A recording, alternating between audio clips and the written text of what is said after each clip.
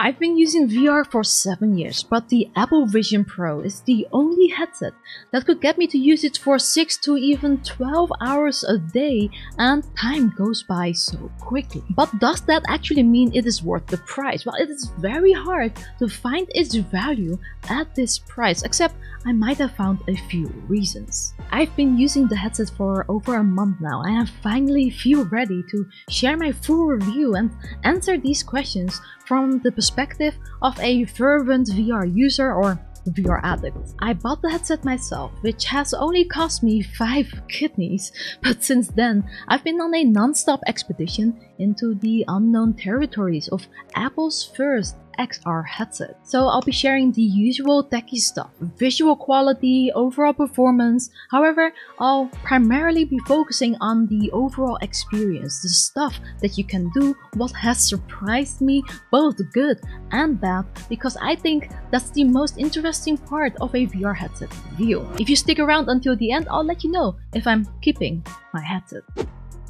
I don't think any other headset got as much buzz when it launched on February 2nd as the Apple Vision Pro. The biggest shock? It's super expensive at $3,500 US, especially when it looks like it has fewer features than a $500 headset like the Meta Quest 3. It seems the Quest 3 can do everything the Vision Pro does and then some, but it's not that simple. I'll tell you why soon. The Vision Pro's design stands out from other VR headsets with its high-end look and feel. It's crafted from materials like glass, aluminum, and stainless steel, giving it a premium touch that definitely feels expensive. So much so that it makes me way too scared to break the headset, as it feels very fragile, like it could break if dropped just once. I've seen these pictures and made me extremely careful with it, treating it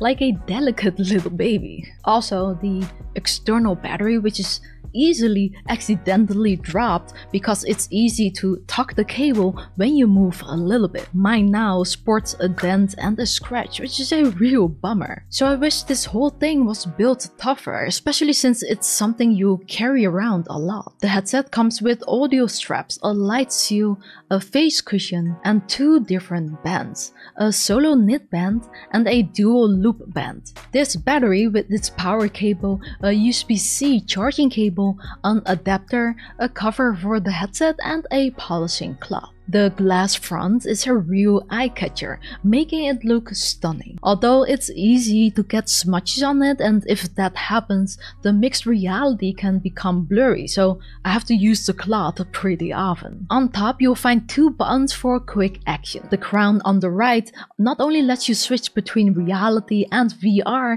but also controls the volume. Behind the glass front, there's a display for a feature called EyeSight. It shows people around you if you're looking at them or if you're totally absorbed in what you're doing. I'll dive deeper into this soon. The Vision Pro works by itself, just like the Quest, meaning you don't need any other gadgets to use it. But the Vision Pro is more like an iPad that gives you superpowers. Now you can use your eyes and fingers to navigate, speak to open apps, or type and transform your cozy couch into a spot for work or play. It really feels like stepping into the future, like a sci-fi movie, think Minority Report or maybe Iron Man's Jarvis. How the tech progresses is mind-blowing. Sure, it's not perfect, and I'll explain that by showing you what it lets you do. But before we move on, I've got something exciting from NewEgg to unbox.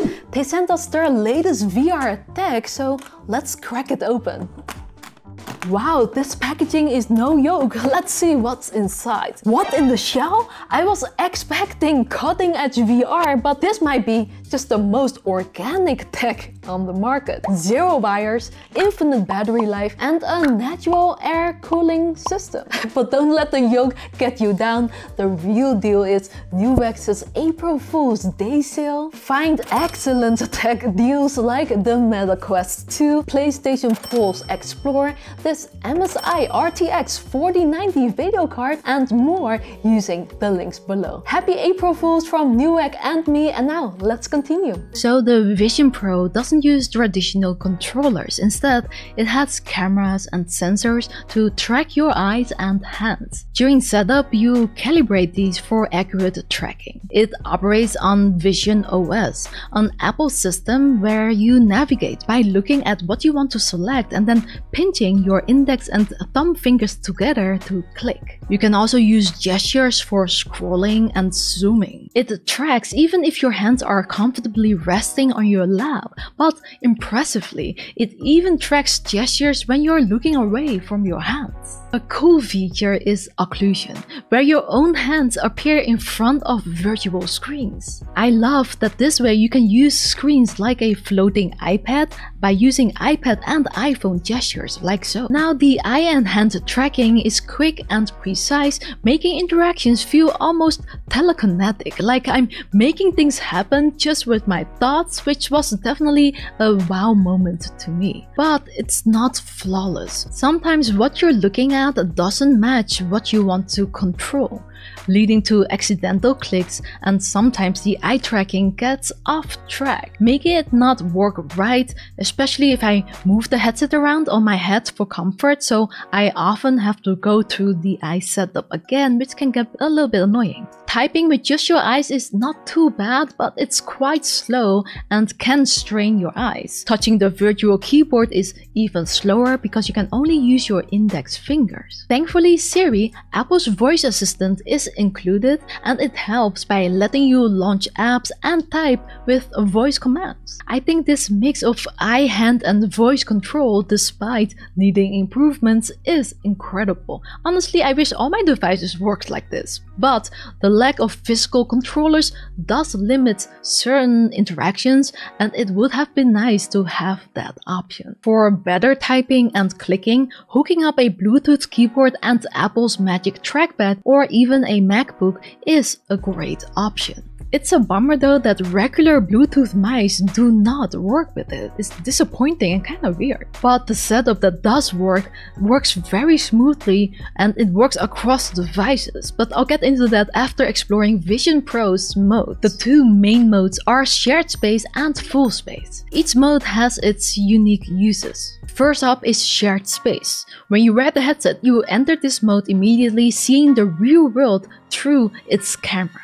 What's awesome here is that you can mix real and digital objects in your surroundings, a cool blend known as mixed reality or pass-through mode. The first thing that will show up is this menu with familiar Apple apps. Most apps look like floating screens, but unlike physical screens, you can resize and move these anywhere you would like, allowing you to create a workspace or entertainment area right around you at any place. What's cool is that these screens stay perfectly in place, even if you walk to another room or down several floors. It doesn't drift, which is something that happens on other headsets. And I love Apple's cool little details like fake shadows under screens to make them look even more real. The Vision Pro's micro OLED screens are super sharp at a 3660 x 3200 pixels per eye, with support for common refresh rates, making the virtual screens look almost as good as they do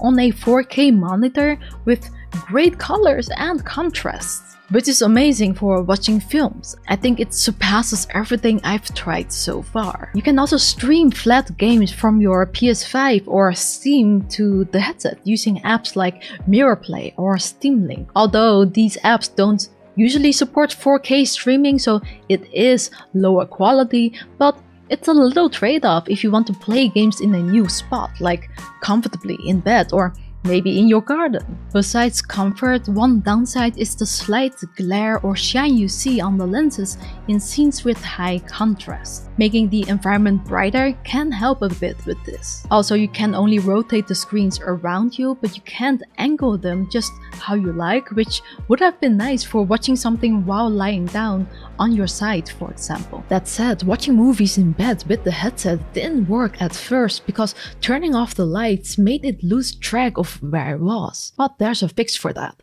By getting an IR eliminator for just $20, the headset can now see in the dark. I was able to use the Vision Pro for 2 hours straight with all the lights off. By the way, this fix should also work for other standalone headsets. One benefit of using VR headsets to watch movies is that they have a 3D mode integrated. The Vision Pro as well, so you can easily turn on a 3D movie and you'll instantly see 3D effects that make everything pop out beautifully. The Vision Pro does this very well. I was amazed at its 3D quality. It's clear, bright, and way better than old movie theater 3D, and combined with this visual clarity, it's just stunning. Vision Pro mixes 2D and 3D well too. A cool demo that showcases this is called Encounter Dinosaurs, which starts on a 2D screen and then makes a T-Rex seem to jump out into your room, feeling incredibly real thanks to the headset's great 3D effect. But it's not just about seeing floating screens. You can also interact with 3D objects and games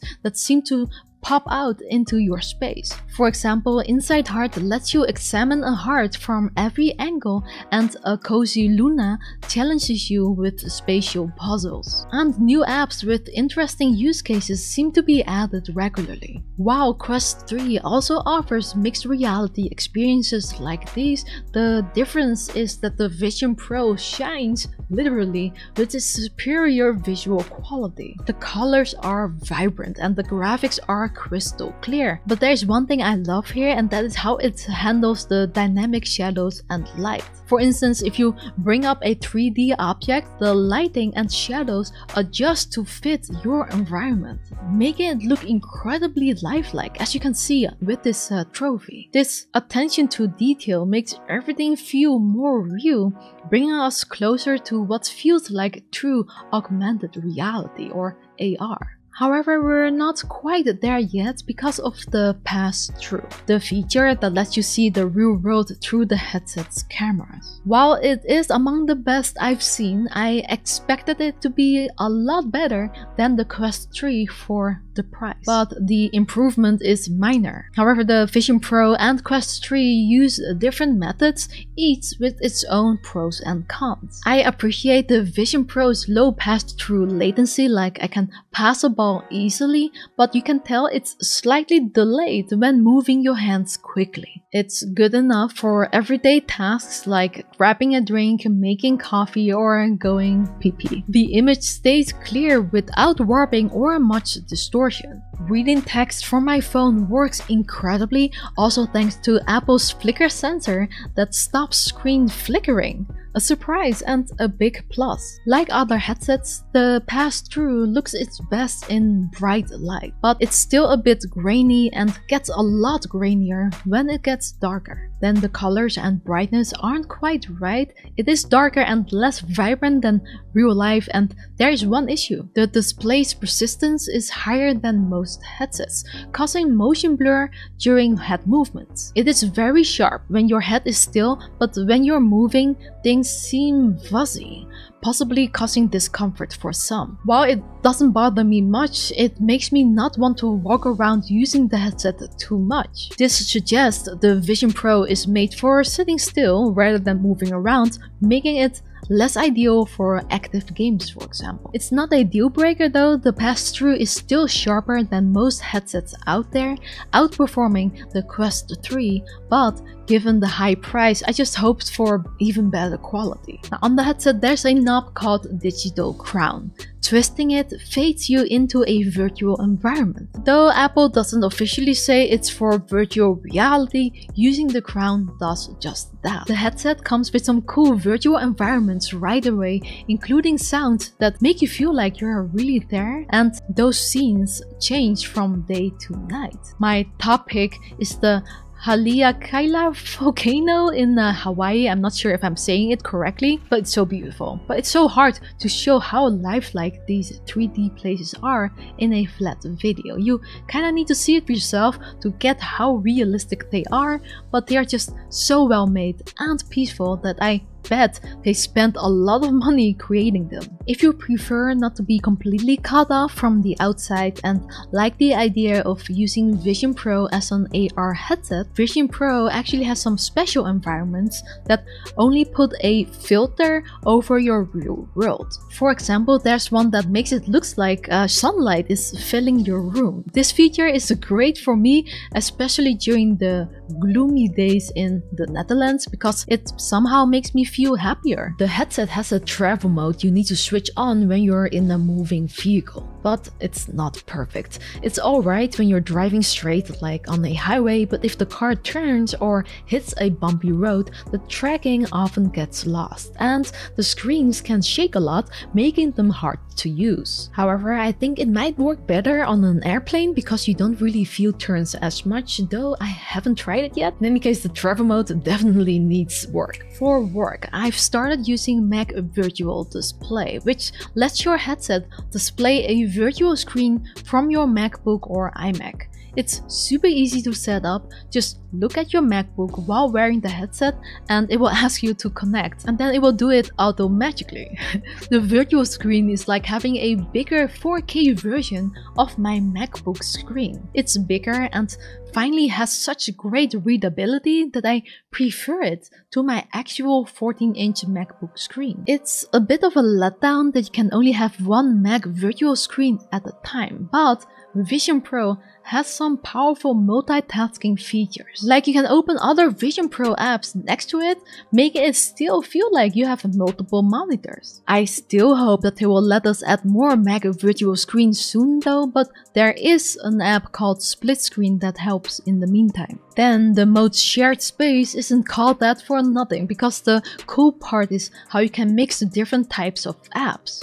You might have your MacBook screen up, plus Vision Pro apps like Safari and Discord, and even play a 3D game, all while WhatsApping with friends and listening to music. This is why Apple calls it a spatial computing device. I was amazed to find out I could use my connected keyboard and trackpad from my MacBook with the native Vision Pro apps without any hassle, so it works seamlessly. And you can still combine this with eye and hand tracking, so you can look at a screen far away that you need, and then your mouse cursor appears over there straight away. It's actually quicker than dragging your mouse cursor to a screen, and by combining pinching and everything, it can be even quicker than using a regular computer in some cases. And I love that you can even copy and paste between your MacBook and the headset instantly. This connectivity is very powerful and feels like another superpower, making this setup quickly become my go-to for working because it can be as efficient as my desktop but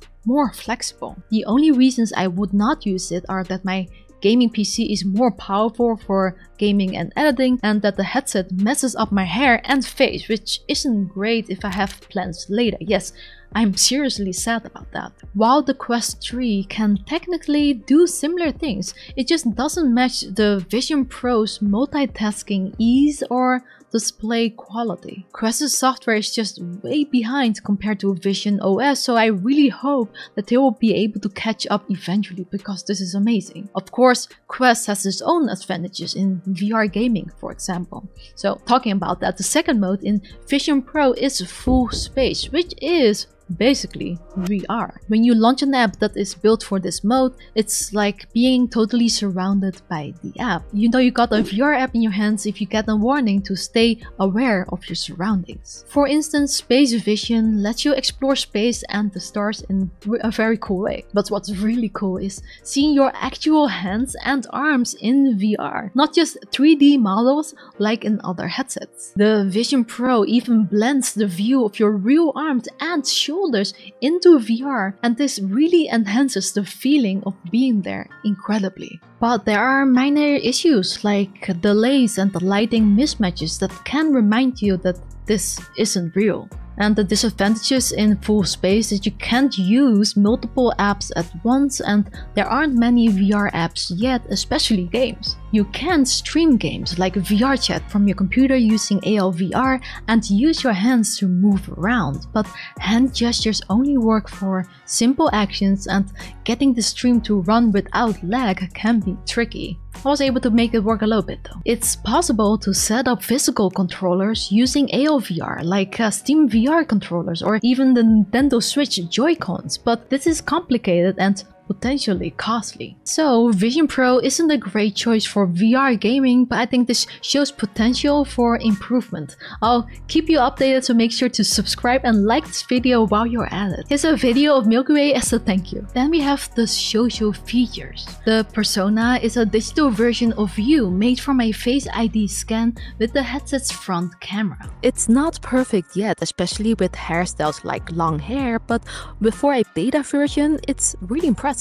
It's able to generate your micro expressions just by capturing your eyes and mouth data, which can feel a bit uncanny at times, but is still a remarkable tech feat. I had a fun FaceTime call with Nati and Disco VR where we could share everything we were doing, from showing 3D designs to watching each other play PS5 games and even seeing what the other person sees in first person. At some point, it felt like hanging out in real life. There are also features for when you're physically with others. If you're in VR, the headset can detect people, either when you're looking at them or when they walk to you. They will fade in like little clouds so you don't bump into them. The same happens if you walk out of your virtual environment, because this is part of Apple's safety feature. It also works the other way around with EyeSight, which is another surprising feature. It's a display on the front of the headset that can show things like the Apple logo or progress bars when updating the software. When you're in VR, it shows animations to let others know you might not see them.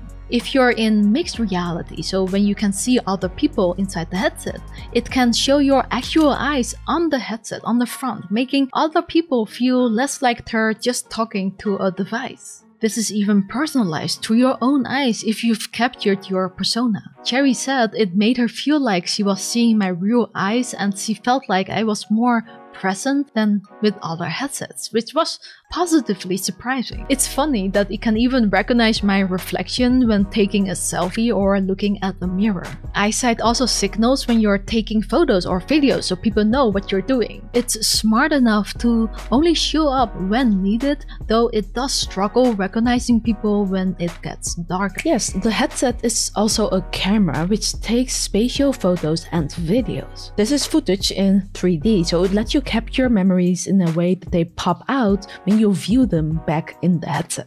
It's a cool feature that makes reliving memories more nostalgic. However, I haven't found myself using it much yet. I guess because you can't view them on other devices. A big downside is that sharing the headset isn't easy because it's set up just for you. You get a specific light shield size based on a scan made when you buy it, which might not fit everyone else comfortably. And there are 28 different light shield sizes, although this number hasn't really been confirmed yet, but there's a lot. Of course, you can get a light shield that fits better at the Apple Store, but the eye and hand tracking are still calibrated to you. Fortunately, there is a guest mode that lets someone else calibrate the headset for themselves, but it takes about 5 minutes, so it's not as quick as just trying it on. You also cannot create multiple user profiles with their own settings and persona, which is so disappointing, and I think they really should have, because it's so hard to explain what a VR headset is like without having people try it.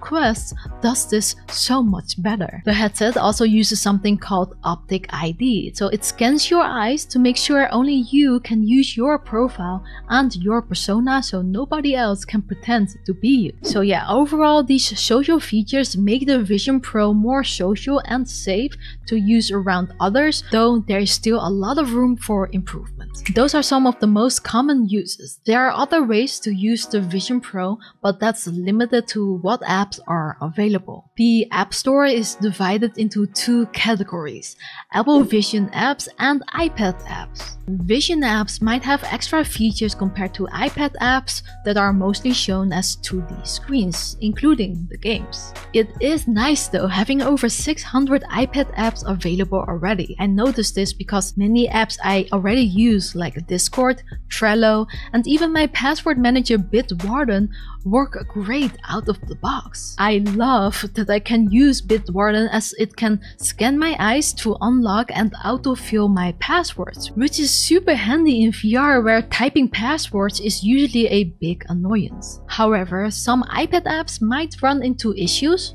bugs, since they're not specifically designed for the Vision Pro. And some really popular apps like Netflix or YouTube are missing, although they might be added later. But with such a new device, I'm pretty sure that you will bump into a missing app. If you're already in the Apple ecosystem, like if you have a MacBook or iMac already, then that problem is solved, but if not, you will be limited. So it's really good to check if the apps you need are available. But let's talk about the more techy specs that I haven't touched upon yet. The field of view, IPD, and performance. Wearing the Vision Pro is a bit like putting on ski goggles, except everything you see is a tad grainier than real life. And there's a little bit of light leak that sneaks in at the bottom, but it's not a big deal. The field of view isn't great. You see the ski goggles like borders, and you can see that the FOV is pretty wide horizontally, similar to the Quest 2, but it's more narrow from top to bottom. This doesn't matter much when doing any of the 2D content, but it might feel a bit closed in for VR apps or when you're moving about in Passthrough. The lenses mostly give you a clear, sharp picture with a wide sweet spot, except near the very edges where things can get blurry with lots of color fringing. This means sometimes you have to turn your whole head to see something clearly in a corner of a screen instead of just glancing over with just your eyeballs, which is a clear disadvantage over a physical monitor. This is one of the things that makes me think that we're not entirely there yet to replace an ultra-wide monitor. But a cool thing about the Vision Pro is how it automatically adjusts the lenses to your eyes to keep everything sharp. It uses automatic IPD adjustment, which isn't new, but they take it a step further by making it possible to move each lens separately, ensuring everything lines up for more people. The IPD range is 51 to 75 mm, which is wider than most headsets as well. That is one of the things how Apple really nailed the visual quality on this headset. It also uses the eye tracking to automatically fix and adjust the image as you look around. Not only does it do real-time distortion correction, but it also makes whatever you're focusing on really clear and blurs out the rest. This smart trick, known as foveated rendering, means the headset doesn't have to work too hard, leading to the amazing clarity. Honestly, it's so good that I can finally prefer it over a regular computer screen. However, I've mentioned this before, but if the headset moves around, like when you take it off and put it back on, it can throw off the eye calibration. You have to reset the eye setup again to make the visuals look good again, and needing to do this often, maybe a couple of times a day, can get really annoying. To work so smoothly, the Vision Pro needs top-notch hardware. It uses two chips, the Apple M2 chip, also found in the latest MacBook Air, Mac Mini, and iPad Pro, and there is a custom R1 chip inside this thing. This combo makes the Vision Pro perform really well. I mean, I already mentioned the Passthrough eye and hand tracking, but the headset tracking is also great. And there's no notable lag or frames dropping. Unlike other headsets where there's clear image shakes which can cause motion sickness, the Vision Pro keeps everything nicely smooth. For multitasking, it handles up to 6 to 8 screens at once depending on what you do pretty well. I've had a crash when pushing it too far on purpose, but usually I don't need that many screens, maybe 5 at max, and that works without any issues. The Vision Pro really does some magic here, but hey, I guess you also paid many organs for that. The battery lasts as promised, about 2 hours for general use and up to 2.5 hours for watching videos.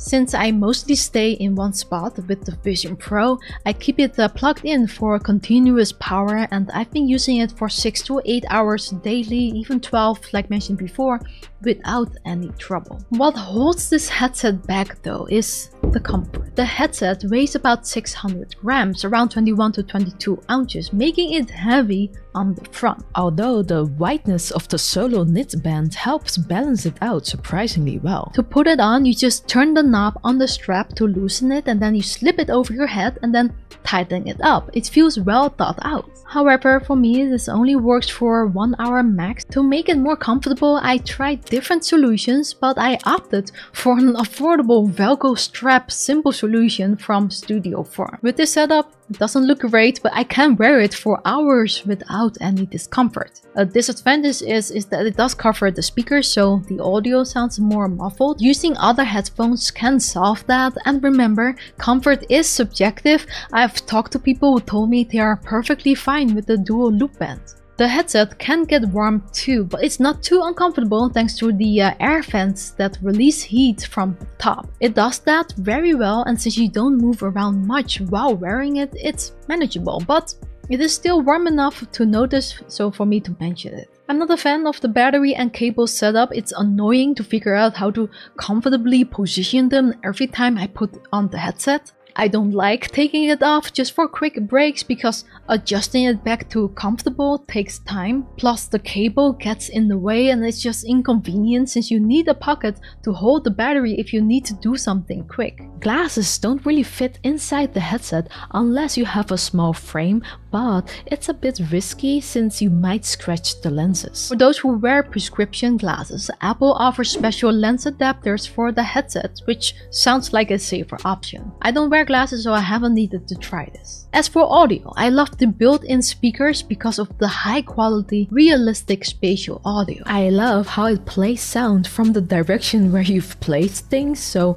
if you put your YouTube music screen to your right, the music sounds like it's coming from the right side. Although I would have liked the option to make it surround me at times. Plus, something that surprised me again was that your audio changes with your surroundings. So if you turn on a virtual environment, it sounds different whether you're listening to music or on a call, making it surprisingly immersive. I'm not an audiophile, but I think the audio sounds good overall. It's still not as good as top-notch headphones, but it often does the job well. And this is what the microphone sounds like. This is unfiltered and unedited. Let me know what you think down below. In summary, the Apple Vision Pro isn't without its flaws like the motion blur, comfort, limited VR support, and you need to be pretty deep into using Apple devices to get the most out of it. Yet it is the first headset that truly makes productivity related tasks practical with its unmatched visual clarity. It truly excels as a portable giant screen with powerful multitasking abilities, which explains why Apple focused so much on these features in their advertising and calls it a spatial computing device. The absolute game changer is Apple software. How it works so smoothly on the headset and having apps you already use all the time easily accessible makes a huge difference.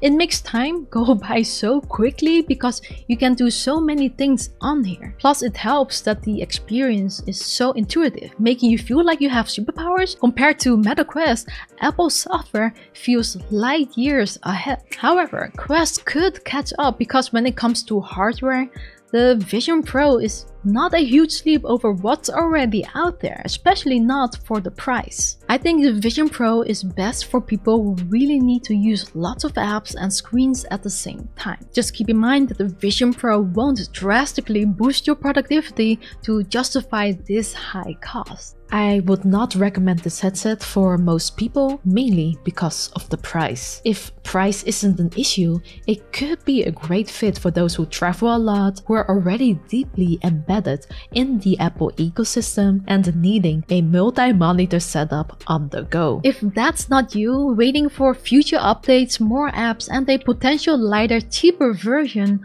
might be wise. But you know, this headset could really push the whole industry to do better, which is already exciting even if it's expensive. Now, it might be surprising to you that I've decided to keep mine, mainly because reviewing XR headsets is my job and this is a big moment for Apple and VR, plus I'm really curious if I'll keep using it months later, so I will keep you posted on that. So what do you think? Have you tried the headset, or are you waiting for a more affordable option, or are you skipping Apple altogether? Let me know down below. So this review took a lot of time and thought. It took me way longer than any other review out there for some reason, so I really appreciate your patience on this. And if you found it helpful, the best way to support us is to like and subscribe.